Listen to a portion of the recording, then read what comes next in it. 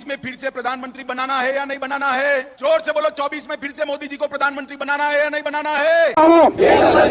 कि आने वाले चुनाव में भारतीय जनता पार्टी को वोट नहीं दूंगा। भारतीय जनता पार्टी को कभी भी वोट नहीं डालूंगा।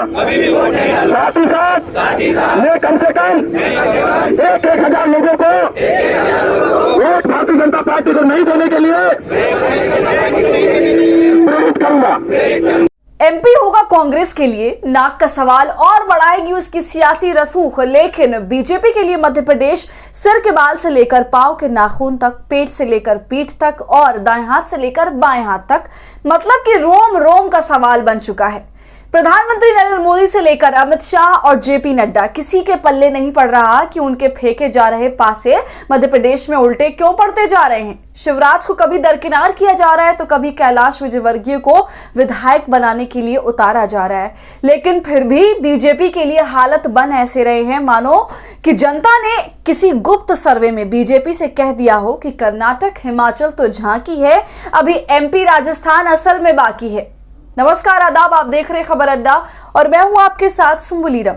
बात बस इतनी सी है कि एमपी में कुछ भी बीजेपी बनाम कांग्रेस नहीं रह गया है, क्योंकि जो टक्कर मध्य प्रदेश में चल रही है उसमें आमने सामने बीजेपी और एमपी की जनता खड़ी है। एक तरफ पूरी बीजेपी एमपी से डेरा डाले हुए है और दूसरी तरफ है वहां की जनता जो बीजेपी के तमाम हेवीवेट नेताओं को हल्का करने पर आमादा है।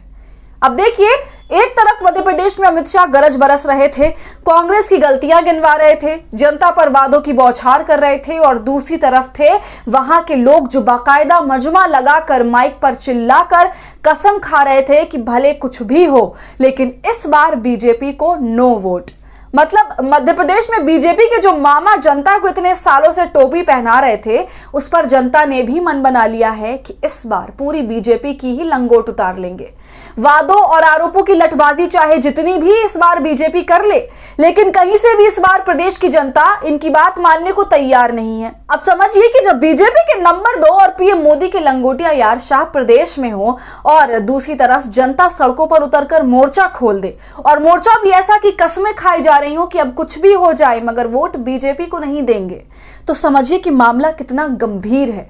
और ऐसा नहीं है कि जो कस्में खा रहे हैं वो ये कह रहे हैं कि केवल इस चुनाव में बीजेपी को वोट नहीं देंगे, बल्कि उनका कहना है कि वे बीजेपी को आजीवन वोट नहीं देंगे। अब जब जनता के शब्द और मूड ऐसा हो तो आप समझ ही सकते हैं कि बीजेपी को क्यों अपने राष्ट्रीय स्तर के नेता को विधायक का चुनाव लड़वाना पड़ रहा है, और वो भी तब जब वो लड़ना नहीं चाह रहा।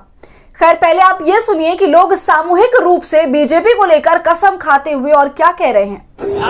आसमान, धरती और सभी पंच तत्वों की साक्षी मानकर मैं शपथ लेता हूँ कि आने वाले चुनाव में भारतीय जनता पार्टी को वोट नहीं दूंगा। नेमावर की घटना हो या मानपुर की घटना हो, तमाम घटनाओं को ध्यान में रखते हुए मैं शपथ लेता हूँ भारतीय जनता पार्टी को कभी भी वोट नहीं डालूंगा। साथ ही साथ मैं कम से कम 1,000 लोगों को वोट भारतीय जनता पार्टी को नहीं देने के लिए प्रेरित करूंगा। तो सुना आपने कि कैसे मध्य प्रदेश की जनता बीजेपी के नेताओं और उम्मीदवारों का इस बार के चुनाव में स्वागत करने जा रही है।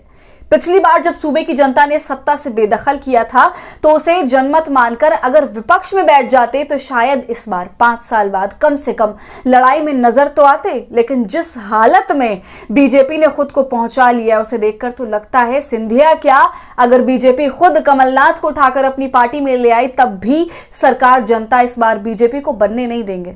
और यही कारण है कि बीजेपी को समझ नहीं आ रहा कि अपनी फजीहत का डैमेज कंट्रोल करना शुरू करें तो किधर से करें।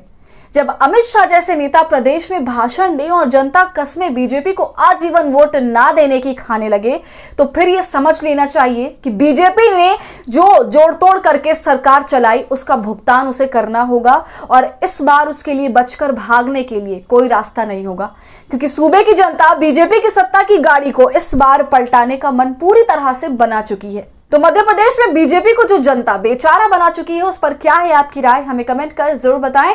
और हमारी फ्री जर्नलिज्म को आपके सपोर्ट की जरूरत है। वो तभी होगा जब आप जितना ज्यादा यूट्यूब पर ज्वाइन का बटन इस्तेमाल कर हमारे मेंबर बनेंगे और इससे हमारी हौसला अफजाई करेंगे। साथ ही अगर अब तक आपने हमारे चैनल खबर अड्डा को यूट्यूब पर सब्सक्राइब नहीं किया है तो इसे अभी कर लीजिए।